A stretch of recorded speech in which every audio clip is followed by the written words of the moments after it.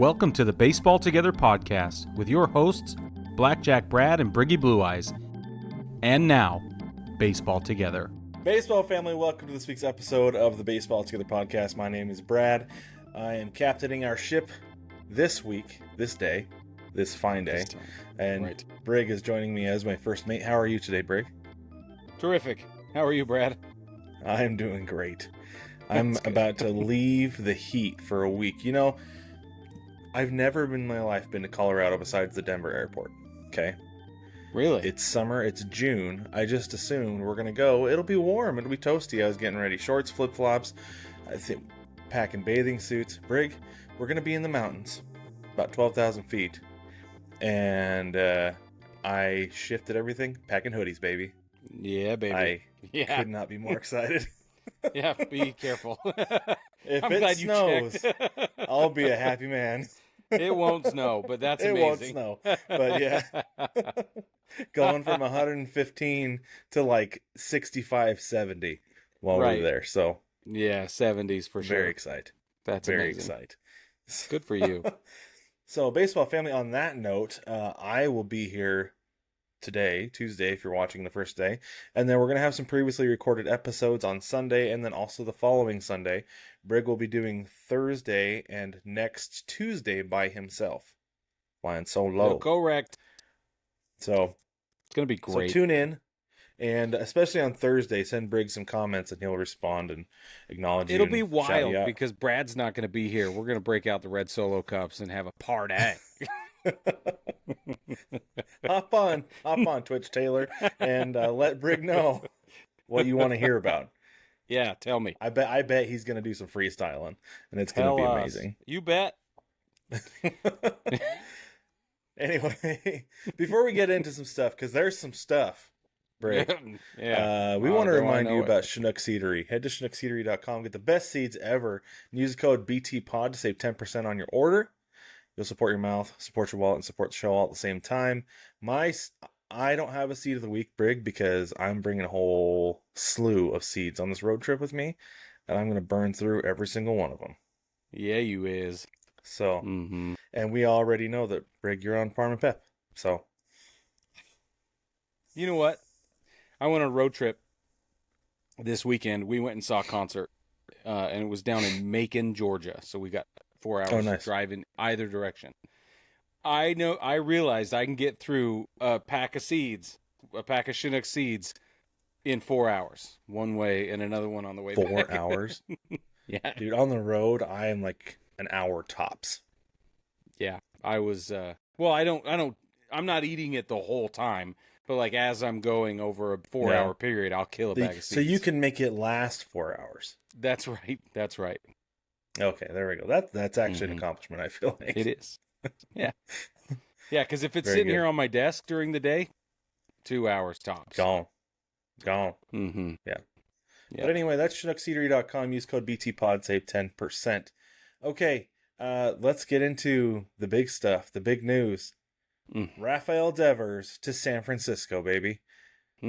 First thing, before we get into any of the details, Brig, did you think this was real when you first saw it? No, I thought it was a hoax.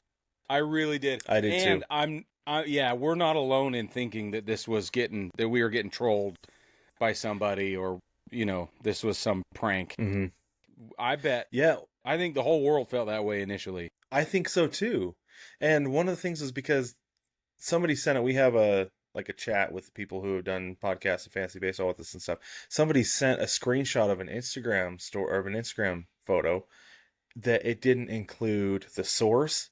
There was no watermark, nothing, no logo, anything on the post. It was just Devers to the Giants. And I was like, there's no way. There is no credible sourcing on this photo. So immediately I went straight to The Score, which is where I typically go for baseball news, stuff like that.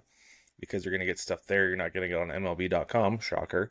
And so when I pulled up, it was the top story. And I was like, and it said 1 minute ago. And I was like, whoa. It's legit. That's when you screenshotted it, sent it to me. Exactly. You're like, is this for real? Yes. So crazy. We're going to get into some more of our thoughts on this in a minute. But first, let's share some of the details. So As a reminder, Rafael Devers signed a 10-year, $313.5 million contract with the Red Sox in January 2023. Are these numbers this year, Brig? The 2.3 B-WAR? Yep, is that right? as of this moment. Slashing 272, 401, 504 with an OPS plus of 152. That's pretty dang good because league average is 100 if you're not tracking that. 15 homers, 58 RBIs or ribbies, runs batted in, however you like to say that. And he leads the American League in walks with 56. He is the, hands down, best bat on the Boston roster, even after a slow start where he started, 0 for 34? Something like that? 0 for a million. And I think there is an important caveat here. Bregman, by the numbers, has some better offensive output, but he has, at this point now, significantly fewer plate appearances, and he's hurt, so it doesn't matter. So, for those of you who are statistical ninjas, and you're like, now wait a minute, there's the full story. Okay, that's the caveat there. So one thing that I saw was interesting, real quick, those 15 home runs that he has, that's one more than all left-handed hitters on the Giants roster have combined. That's right. Yep. All lefties combined for the Giants have 14 homers. So this is a significant power upgrade, not just in general, but especially on the left side of the plate. And at Oracle, where they need some lefty power, that's a big deal. It is. It is a big deal. So I think one of the things that we've been hearing over the last 24 hours since this deal has gone down, for those of you who don't know, we record Monday nights. Okay, so some of this information might be a little bit out of date, might be a little incomplete if you're listening Tuesday morning, but it is Monday afternoon, Monday evening, East Coast time. But one of the things that I've been hearing a lot is people are saying, is Devers a top 10 hitter in baseball? Yeah, absolutely. Yeah. Absolutely he is. Yeah. He is 7th in on-base percentage. Go ahead. Hold on. I had the same reaction. They're like, all the pundits, all the analysts, all the reporters, they're like, one of the best hitters in baseball. And I was like, what? Like, yeah, maybe in the month of May or whatever, but maybe, first 2 weeks of June. That was my bias. And then we, because you don't like old Cabbage Patch cheeks. He's a Cabbage Patch cheeks. I didn't know they allowed him orange. I wonder if he'll change his eye black or something. Maybe. But so he's 7th in MLB in on-base percentage of 401, 8th in doubles, 3rd in RBIs, 2nd in walks, 2nd in times on base, behind only Aaron Judge, which is wild, because I don't think anybody's going to catch Judge this year. But he's number 2 in how many times have you been on base? Rafi is number 2. I did not see that coming. Well, and he's tied for 3rd with Kyle Tucker for intentional walks, behind Judge, number 1, and Ohtani, number 2. So he's up there with the top 4 guys in Major League Baseball who pitchers, or managers, I guess, do not want to pitch to. Yep. Which is a big deal. And games played, number 1, because he's played he hasn't missed any time this year. I don't think he's missed. Plate appearances, number 2. Yep. Lots of sample size. But those numbers, the games played and the plate appearances, him being number 1 and number 2, those are important statistics when you compare him to these other guys who don't play every single day, right? Mm-hmm. His numbers are still good in a game where averages are everything and have a tendency to go down fast and are difficult to keep up. Right, exactly right, 100%. So some of the details on the trade, the Giants will eat all of Devers' contract. He has $250 million plus, 8 years plus remaining on this deal, because like you said, he's only in the 2nd year of this deal. Dude. Makes no sense. Okay, go ahead. Well, hold on. We'll get there in just a minute, because I have some thoughts. Okay. Matt Chapman is the Giants' third baseman. Absolutely 100%. Right? He is injured right now, but he will be coming back, and that is his position. Because couple weeks, yeah. Who in their right mind would put anybody in the league at third base over Matt Chapman? Nolan Arenado would be the only other choice. I don't know if I would right now. But that's what I'm saying. Like, if you had to move him, the only other He's guy. The only guy. Onlyest. Yeah, that's it. Yeah. That's it. The onlyest one. Yep. He's going to likely going to take over for Wilmer Flores at DH, which just makes sense to me. I think it makes sense to everybody. Yep. The Giants have a couple guys who can play first base, so he doesn't have to worry about that. So he doesn't even have to pull his glove out of the trash, Brig. It can stay there. Nope. It can stay there. I wonder, Brig. I wonder if he even brings one with him. He's like, he moves to San Francisco. We're moving to the Bay Area. Honey, what should I pack? Everything but my glove. Exactly. Maybe some extra bats. Yeah. But he at this point just doesn't even own a glove. Bring my eye black and a whisk. That's all I need. That's right. So this is bonkers. Buster Posey has put the rest of the league on notice with this, by the way. Yeah. So the Giants Kyle Harrison. Buster Posey. Go ahead. Buster Posey is the driving factor behind this entire deal. Absolutely. He is. Orchestrated it. He ensured it happened. He went and got the approval before and after. Yeah, no, the storyline behind how Buster Posey sort of orchestrated this deal is its own story and is worth looking into if you'd like to, but he called his buddy at the Red Sox and he's like, "Hey man, clearly, there's an opportunity here. What's it going to take?" And then they worked it out, and then he went upstairs and got the money. Basically the story. Yeah. Yep. So the Red Sox get Kyle Harrison and Jordan Hicks, Jose Bayo, James Tibbs III, and I think Harrison got optioned like immediately. Immediately goes to AAA Worcester. Immediately. Yeah. Yeah. So they don't even have him. Jordan Hicks, who we've seen the potential, but it just hasn't really panned out for him for a while now. So it's not like they're getting a Cy Young pitcher like everybody had hoped Jordan Hicks would be. Right.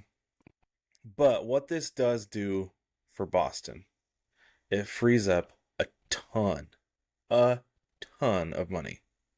Okay? Yeah. Just so much money for them. And it creates a more favorable clubhouse for all these young guys they're bringing up who they want to develop and make the center of attention on this team. So it's no longer Rafael Devers. There's no more questions about, is he playing first base? Is he playing third base? Okay, so you're right. The younger guys now get to be the center of attention. There's no more drama between who plays third base. There's no more drama who plays first base. All of that goes away. This bad clubhouse toxicity, whatever's going on between Rafael Devers and the front office, who knows at what levels, plural. But there's clearly bad blood, so he's out, right? They're cutting the cancer out of the situation. And when you look at the numbers and when you look at the deal, right, you're getting these four guys. Bayo, by the way, was the 2024 first round draft pick for the Giants. Mm-hmm. So this Boston wants to get rid of Rafael Devers. That's the only reason. Right. It's true. I do think though, okay, so this is one of my things with the whole Buster Posey thing is that I feel like you get one freebie as a GM, right? Where like you can call somebody up and take your shot and absolutely fleece somebody. Yeah. Right? Jerry DiPoto did it with the Luis Castillo deal. 1,000% fleeced the Reds out of Luis Castillo. 100%. I don't think this happens again for the Giants. Like, I wonder if Giants fans are like, "Oh, we got the best GM in the game. Buster Posey's giving up nothing and getting the best." It's not going to happen again. No. The rest of the league is going to be like, okay, Buster knows how to negotiate. He's going to make something look really, really nice. Think twice on it before you agree to anything with him. Right, which is too bad because he burned his one freebie on a sure thing. Rafael Devers was going to leave the Red Sox before the trade deadline. I think it was a sure thing. I don't know that it was, because the Red Sox weren't shopping him. Well, I think it was a cold call. It was a cold call. Just a shooter taking his shot, I think is what it was. That's true. I think more than it being a freebie, I think he caught him off guard, is what it was. For sure. But go ahead. So Jim Bowden on Foul Territory was talking to us. He said that he's gotten text message from several GM friends that he has in the league still. And it was like, he's like, did you get any calls on Devers? I was like, no, we got no calls on Devers. 0. Yeah. They didn't call around. They weren't shopping him. It was a shooter taking his shot and the team being like, well, yeah, we actually would really like to move him. What can you give us? Yeah. A whole bunch of nothing? It's better than what we've got right now. Thank goodness. Oh, and you'll eat the contract? That alone. That alone. Right? I know. And you got to know that these other guys were just, help me justify this. That's all it was. Just help me justify it. So give me one of your, first round draft picks and then pad that a little bit. That's it. So listen. Yeah. This is why I think it was a sure thing. Okay. That not that the Giants would end up with Devers, but that the Devers was moving. Because, first of all the bad blood points that direction. So the writing seemed to have been on the wall culturally or whatever, relationally. Buster Posey makes this call. Okay, let's call it a cold call, which it probably is exactly what happened. It feels like it was. It really feels like it. So let's say Buster Posey makes the call. He talks to his buddy. What stops his buddy from calling around and saying, do you know what Buster Posey just said? And then now he's talking to Minnesota. And now he's talking to, the Mets. And now he's talking to whoever. You know what I mean? Like, whoever. Yeah. I think that if it hadn't have happened with the speed and violence of action that Buster Posey applied to the situation, he would have moved no matter what. The idea was planted by Buster Posey, I believe. I also believe that the germ of the idea was already there. Everybody was already wondering. Buster Posey just put a name on it and gave it life. Had Buster Posey not continued to push for it and made it as sweet and as quick as possible, he'd have been gone anyway. You mentioned what kept his buddy from saying a word to anybody. I wonder if he said, don't say a word or this deal's dead. Right. Yeah. So, I don't know. That's entirely possible. Because this is the thing about Buster Posey. You can't be as great of a catcher and as great of a leader as Buster Posey was and not be a great communicator. Clearly, he knows how to do that. Yes. So. Yes. It's wild, though. Absolutely wild. I do think it's his one freebie. I don't think this is something that's going to be a habit for the Giants. Mm-mm. But that said, Buster Posey is going to be opportunistic over the next probably every year as long as he has that position. Yeah. Kind of like how Jerry West was when he was not in the Lakers front office. Right. Helping the Lakers get better still. Yeah. But I think Buster Posey's going to see an opportunity and he's going to jump for it and he's going to take it. Yeah. As long as he's in that position, and the Giants will be contenders and they will be a legitimate threat in the West. Okay, so couple things. Let's focus on the Giants, and then I want to focus on the Red Sox. Okay, the Giants are nipping at the heels in the NL West. Right? They can smell blood, and this Roki Sasaki thing, which we're going to get to in a minute, makes it all the more like in reach. They're more gettable now than they were 24 hours ago. So it just so happens that Roki Sasaki falls for the Dodgers as Devers shows up for the Giants. And suddenly we have, a 400% increase in power from the left side? You know what I mean? It's the Giants all of a sudden to a guy that will give you free runs because you're going to want to walk him anyway? Like, no way, dude. This is the offensive move that they needed, not just to round out their clubhouse, but to catch the Dodgers and to potentially make a run at that first place spot in the NL West. This is brilliant beyond Boston getting rid of Devers, right? This goes way further as far as implications on the playoffs this season. So let's not forget that. Right. So a little nugget real quick for you, Brig. I know I'm not going to be here Thursday, but one of my series to watch this weekend is going to be the Giants hosting the Red Sox. Oh, yeah, baby. And if you want a surefire lock this weekend, put money on Devers to homer. I doubt you're getting plus money on that bad boy, but it's going to happen. But if you want must-see TV, if you want to watch some electricity, that will be, big time. Okay, so let's move to Boston. We've talked about the cancer. We've talked about this other stuff. Before we talk about I'm going to get out of the nitty-gritty for a minute. We reached out to our expert Boston fan, Mike Farnes. Okay, he has gone on the record and said I can quote anybody who's listened to this show for any extended periods of time knows about Mike Farnes, but has no idea who he actually is. Okay, we did an episode with Mike Farnes. He and I did an episode. That's true. Forever ago. But that was way back. 5-6 years ago. Okay, it's probably audio only. Maybe. There might be video. I don't know. But if you want to listen and learn about Mike Farnes, go all the way back. We started the conversation talking about, I think, Cal Ripken Jr., and we were in such the depths of conversation that I hit record midway through and had to explain why it was such a weird start to the conversation. Because you just weren't there for the really genuine start. Okay, so I reached out to Mike Farnes. He is our expert Boston fan.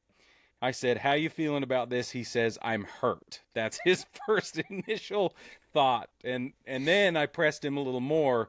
He said, ultimately, quoting Mike Farnes, ultimately, Raffy did this to himself. You need to be a team player.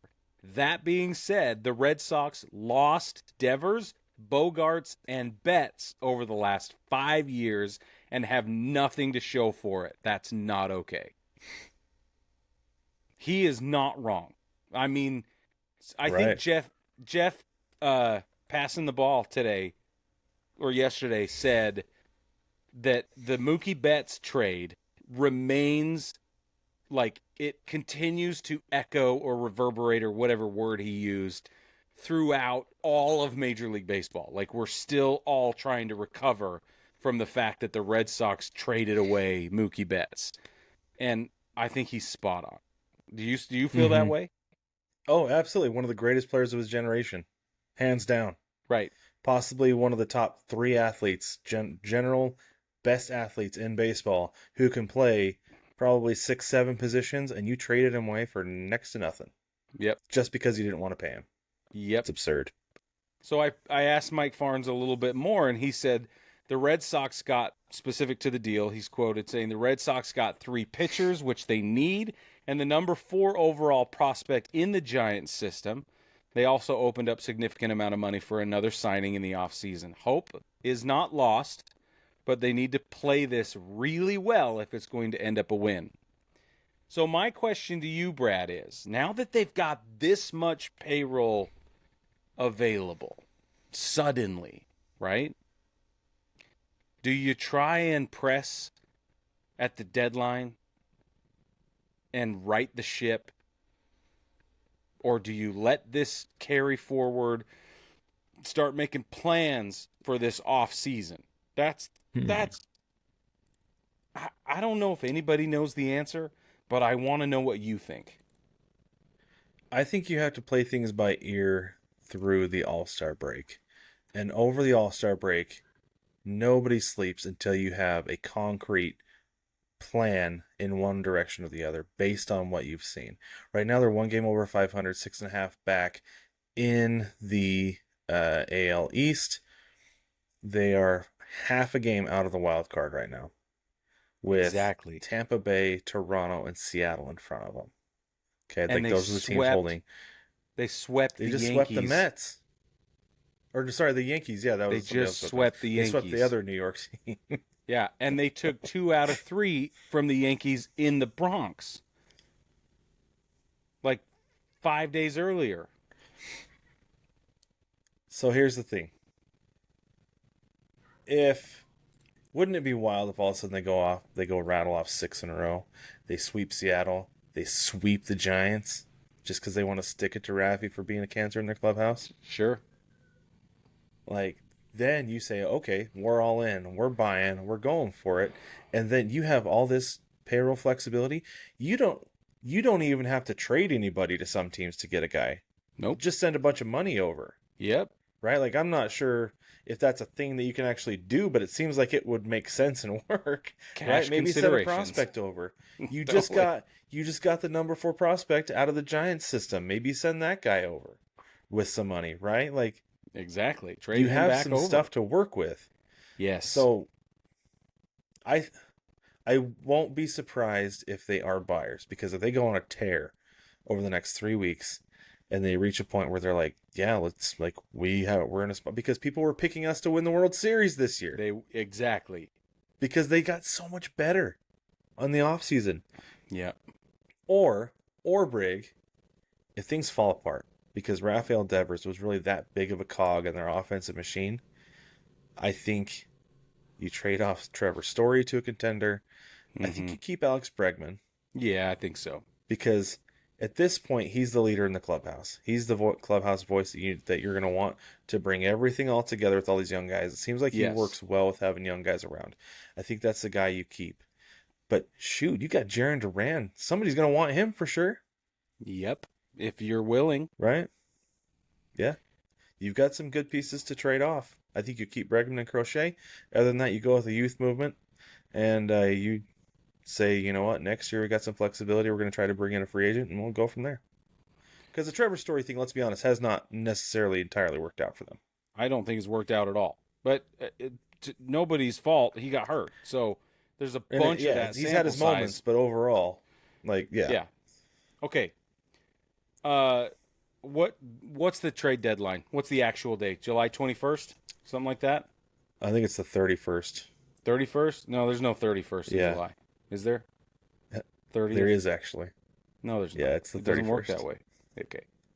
All right, so here's who the Red Sox will be playing. Yeah, thanks for laughing. Here's who the Red Sox will be playing. They have Seattle. These are who they'll play prior to leading up to the deadline, okay? Seattle, they could sweep Seattle, right? San Francisco, that'll be a challenge. That'll be a good challenge. Then they're in Anaheim. They could sweep the Angels. Toronto, I think they could sweep the Blue Jays. I think they could do it. Oh yeah, they could. Yeah. Cincinnati, 2 out of 3 at least. Okay. Washington, 3 out of 3. Very, very possible. Colorado. I don't know. The Nats. Mm-mm. You catch the Nats on the wrong weekend, you're not sweeping the Nats. Okay. All right. So 2 out of 3. Let's say they take 2 out of 3. Okay. All right. I can see them winning. Let's just say winning these series, because then it's Colorado. Okay. Then it's Tampa Bay. Chicago shows up July 18th, 19th, and 20th. White That's Sox? a huge problem. No, the Cubbies. Oh, the That's Cubs. a huge okay, problem. Yeah, that is a problem. Playing the Cubbies. Then you got to play the Phillies. Then you got to play the Dodgers. Then you got to play the Twins. That takes you to the deadline. I think that first half of, or 2/3 of that schedule taking us through the month of July is totally like scorched earth possible win streak. Mm-hmm. Totally possible. And then if you split those juggernaut series, so then what do you do? Win a couple, lose a couple.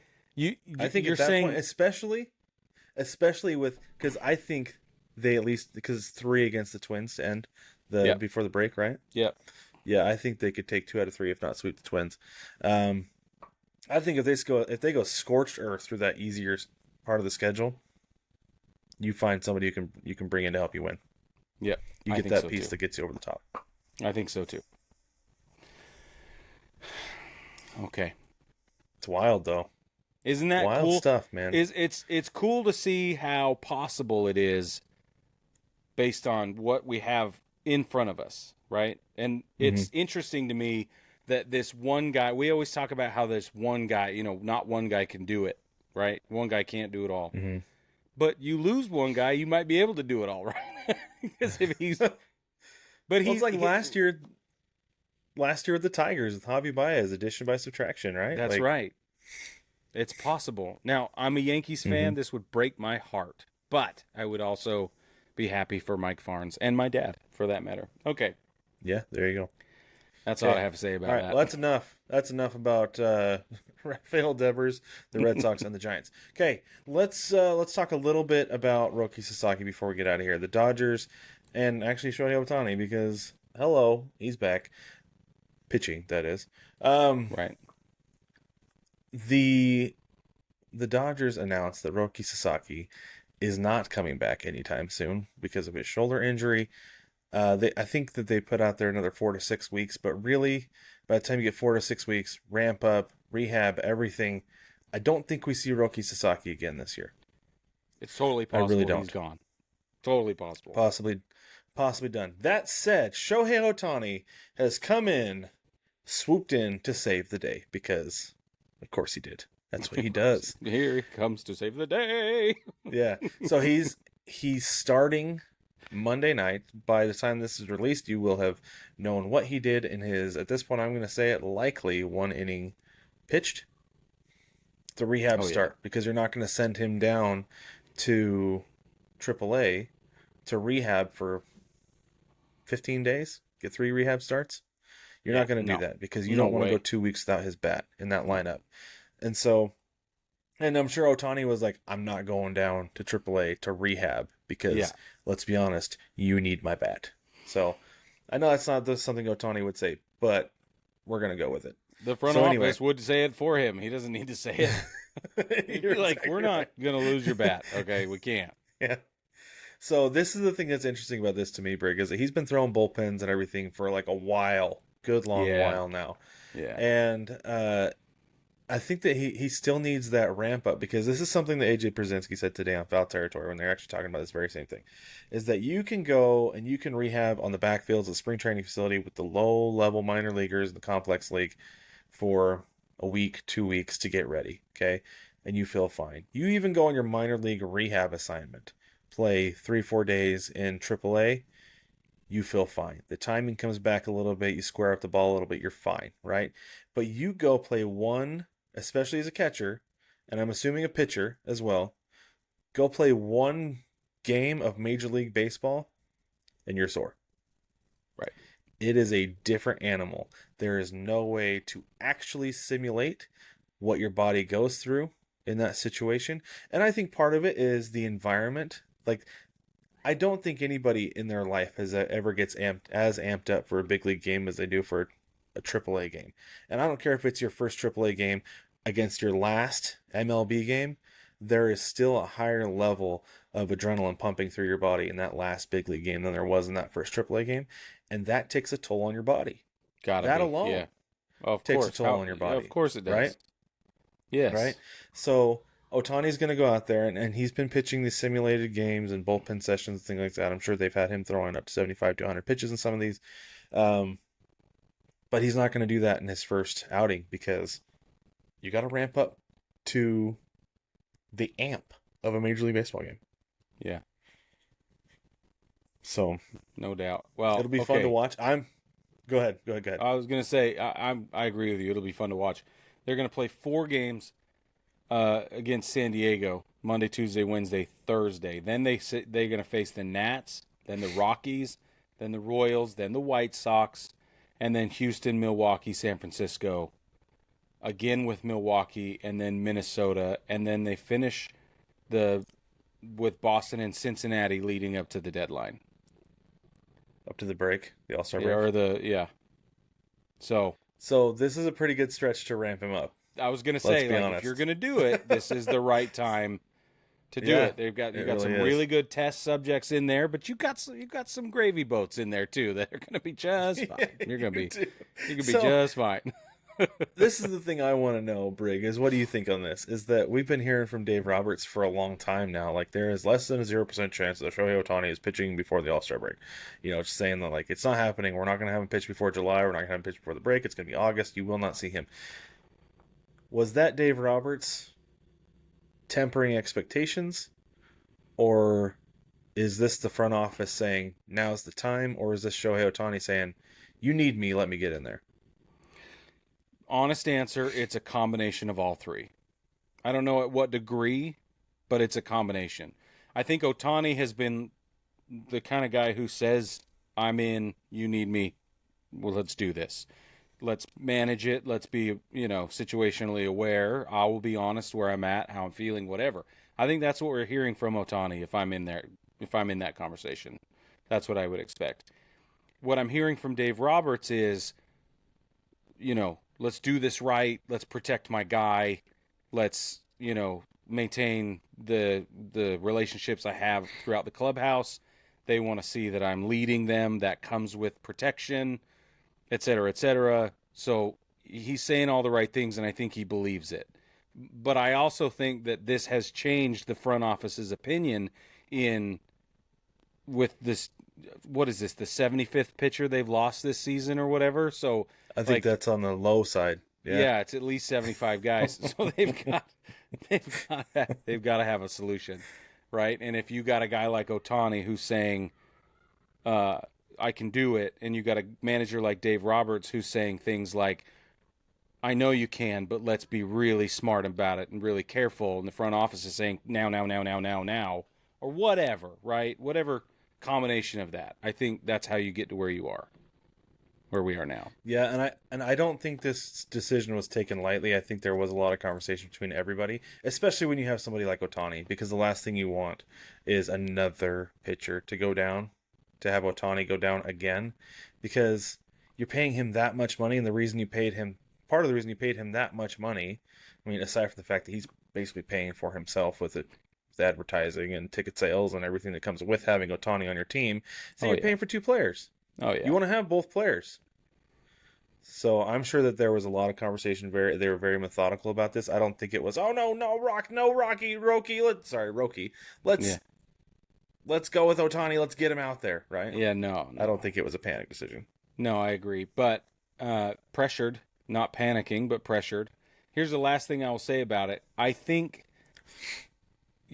what they have to be most careful about is that whatever potential injury does not then take his bat out of the lineup. So if he pushes too hard, too early, too fast, whatever, this is a double-edged sword very quickly. So I hope they're just really careful for the sake of baseball and the guy. But, baseball needs Ohtani. So. And I think because of that, I don't think we're going to see Ohtani go more than like 5 innings, maybe till the playoffs. Dude, I think they're going to make sure that the bullpen is ready to go on Ohtani's days. Yeah, dude, exactly. He needs to have immaculate innings back to back to go 5. It's not gonna happen. He needs to be throwing ground balls and getting out of situations before they ever even have a dream of beginning. Generate weak contact. That's right. All right, we've gone long. We're going to get out of here. Last thing before we do, though, today in baseball history, June 17th, 1891. You heard that right. Chicago Colts player Bill Hutchinson batted out of turn twice in a single game. The Spiders let it go unchecked until an 8th inning Colts rally provided the perfect opportunity to alert umpire Tim Lynch. Hutchinson was called out, killing the Colts rally. That is only something that would happen in like the 1800s. I'm curious. Right? I'm curious at the last time somebody batted out of order in Big League Baseball. It's a good question. We'll figure it out and return a report. We sure will. Baseball family, thanks for joining us. We'll catch you, Brig. We'll catch you Thursday night.